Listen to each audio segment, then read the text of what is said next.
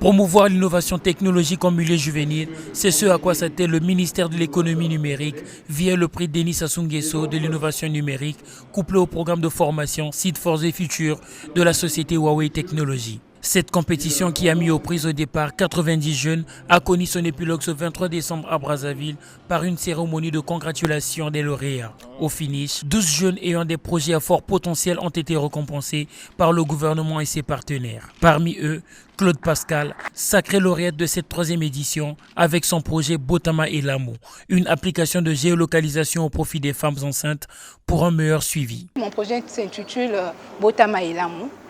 C'est un appareil qui détecte les contractions utérines de la femme enceinte lors de l'accouchement.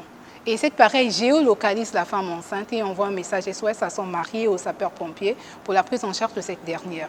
Et cet appareil est destiné aux femmes enceintes qui sont au 3e trimestre de leur grossesse afin de booster la prise en charge des services de santé, réduire le taux de décès lors de l'accouchement et favoriser l'accès aux soins pour tous. Je suis contente parce que moi je travaille plus sur mes projets des femmes parce que je me concentre plus sur la femme. Je suis contente qu'aujourd'hui que ce projet, les gens ont apprécié ce projet. Le prix de l'innovation numérique reste un projet intégrateur qui s'inscrit dans la perspective de mettre en lumière le génie créatif congolais. L'innovation est donc le point d'ancrage de ce programme. Produit du génie congolais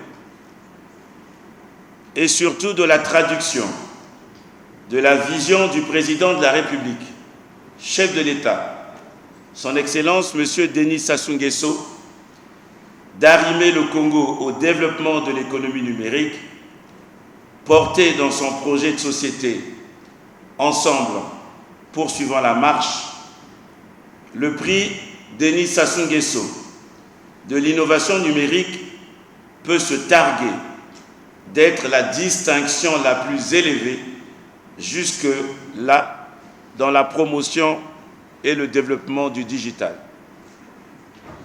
Il est aussi le lieu de compétition technologique des jeunes start-up venus de l'ensemble du pays et d'ailleurs. Le gouvernement qui place l'intégration des jeunes dans le secteur numérique au cœur de sa politique promet un accompagnement conséquent afin de booster le travail de tous ces jeunes qui œuvrent dans l'ombre avec en filigrane la loi portant statut des start-up.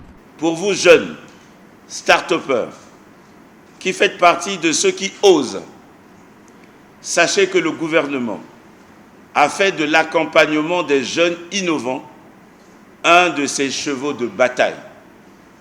En effet, dans le cadre de la mise en œuvre de son prochain programme Plan national de développement 2022-2026, adopté d'ailleurs ce jour en Conseil des ministres, le gouvernement s'emploie à créer les conditions propices à la création d'entreprises, à l'entrepreneuriat juvénile et en particulier au soutien notamment des start-up.